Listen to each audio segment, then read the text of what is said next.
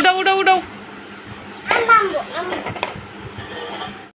তো আমার বড় আপা আসছে গ্রাম থেকে, তো গ্রাম থেকে আসার পর দেখলাম আসলে আসলে কি গ্রামে আছে না এত গরম, যত সুন্দর মানুষই হোক কিন্তু আবার যারা গ্রামের একবারে অরিজিনাল সুন্দর তারা কিন্তু কালো হয় না, কিন্তু আমাদের মতো যারা আছে আমরা তো কালো মানুষ, আমরা গেলে আরও দেশে খুঁজে পাওয়া যায় না, কিন্তু আমার বড় বোনটা কিন্তু উজ্জ্বল শ্যামলা ছিল, তো দেশে থেকে আসছে একবারে কালো হয়ে গেছে।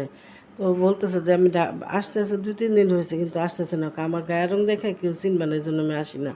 তো হাসতে হাসতে যে আসলে ঠিকই। তো হ্যালো এভরিওয়ান, আসসালামু আলাইকুম, সবাই কেমন আছেন? আলহামদুলিল্লাহ আমরা আছি ভালোই, আশা করি আপনারা যে যেখানে আছেন ভালো আছেন, সুস্থ আছেন। তো চলে আসলাম নতুন একটা ভিডিও নিয়ে। তো এই তো সকালের ওয়েদারটা এত সুন্দর লাগছিল, তো একটু বাইরে দাঁড়াইছিলাম, তো আপনাদের ভাইয়া চলে গেল, তো তারে নাস্তা দিছিলাম, সে খাইয়া গেছে, তো সে আমটা কিচ্ছু খায় নাই, তো আমি আমটা খাইলাম, রুটি দেওয়া 1 পিস রুটি দিয়ে আমরা খাইলাম। তো খাওয়ার পরে অনেকক্ষণ পরে একটু বসে বসে মোবাইল টিপলাম, তো হঠাৎ অনেকক্ষণ পরে ক্যামেরা ধরলাম, তো এখন রান্না বসাবো। তো নিয়ে আসছে টিউশনি করে, তো আমার জন্য না অবশ্য ওর আব্বুর জন্য ফাদার্স ডে নাকি গেছে, বাবা দিবস উপলক্ষে ওর আব্বুর জন্য আনছে, দুটা কফি মগ আনছে, তো বলছে আম্মু তোমার একটা আব্বুর একটা।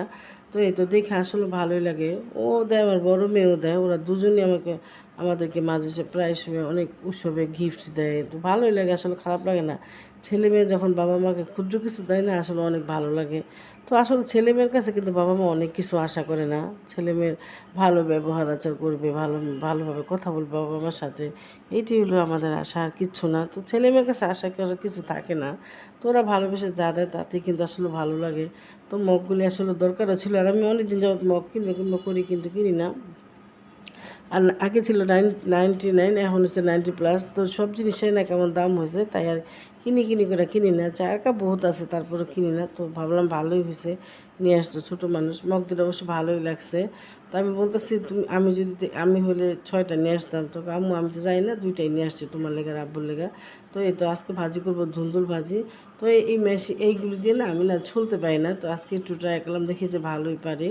তো নেহা বলতেছে তুমি তো চাইলে পারো এগুলো দিয়ে কাজ করতে। তো আসলে আমি না একটু অলস টাইপের, দেখা যায় বটি দিয়ে ঘেটের কেটে ফেলাই, আর অন্য কিছু তো ট্রাই করতে চাই না। সব ধরনের টুকিটাকি জিনিস আছে কিন্তু আসলে করতে চাই না, অলসতা। তো আর 2টা বড় বড় পটল নিলাম ভাজার জন্য।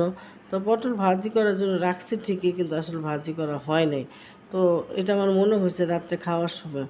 তো এই তো এখন ধুন্দুল ভাজিটা বসাই দেবো, আর ধুন্দুল ভাজিটা আমাদের নিহা খুবই পছন্দ করে, আর ধুন্দুল চিংড়ি মাছ দিয়ে রান্না করলে বেশি পছন্দ করে। তো এই তো এখন ধুন্দুল ভাজিটা করবো, আর ধুন্দুল আসলে অনেক স্বাদের তরকারি, তো বলার কিছু নাই। তো এগুলোতে কিন্তু পানি ওঠে বেশি, এটা একটা ভালো লাগে না। তো এই তো ধুন্দুল ভাজিটা বসে এখন আমি অন্য কাজ করব। তো আজকে রান্না করবো পাঙ্গাস মাছ ভুনা করবো। তো পাঙ্গাস মাছটা আমাদের নিহার খুবই পছন্দের খাবার, আজকে আমাদের সবই নিহার পছন্দের খাবার। তো এই তো এই কদিন কিন্তু অনেক মাছ টাছ মাংস টাংস খাওয়া হয়েছে, এখন আর মাংস টাংস ভালোও লাগতেছে না অবশ্য। তো আজকে একটু মাংস একটু করতে হইব, ডিপের থেকে একটু মাংস বের করছি, কারণ মাংস তেলে দেওয়ার কথা ছিল, তো আমার না খেয়াল ছিল না। তো অনেক ঝামেলাতে আর দেওয়া হয়নি, এই যে গ্রামে যাবো এই জন্য আমার খেয়ালও ছিল না, মাথায় ছিল না। তো আজকে একটু মাংস ভিজাইছি দেখি তেলে দেওয়ার জন্য। তো তেলের মাংস কিন্তু আসলে ওরকম আহামরি কিছু করতে হয় না, শুধু একটু আদা রসুন বাটা দিতে হয়, আর একটু হলুদ লবণ পরিমাণ মতো দিয়ে আমরা এই দিই। তো পরে একটু তেল দিয়ে এটা আস্তে আস্তে 2-3 দিন জাল দেওয়ার পরে পরে তেল দিই সাথে, তো ভাজতে ভাজতে এমনিটা ভাজা ভাজা মাংস হয়ে যায়, তখন তো নিহা খাইতে খুব পছন্দ করে, আপনার ভাইয়া খায়, সবাই পছন্দ করে, আমার কাছেও ভালো লাগে। তো আজকে একটু মাংস জাল দিব।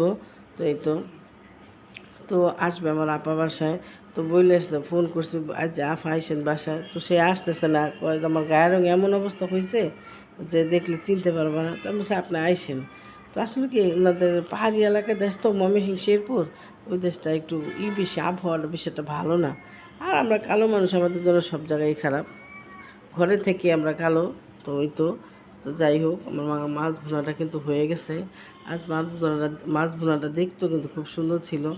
তো আর হঠাৎ করে কিন্তু আসছে 3-4 দিন যাবৎ খুবই বৃষ্টি, ওয়েদার খুবই খারাপ। তো আমার গলাটা অনেক ঠান্ডা ঠান্ডা বসে গেছে। তো এই তো আমার আপা আসছে, তো এই তো আমার বাবাও আসছে সাথে, তো এখানেই আমি দুষ্টামি করতেছে, কথা বলতেছে। আসলে উনি সুন্দর মানুষ ছিল, কেমন একেবারে কালো হয়ে গেছে, তো ওইটাই কি বলতেছে আর হাসতেছে আমরা। তো আসলে এই তো এখন মাংসটা জাল দিয়ে বসাই দিব।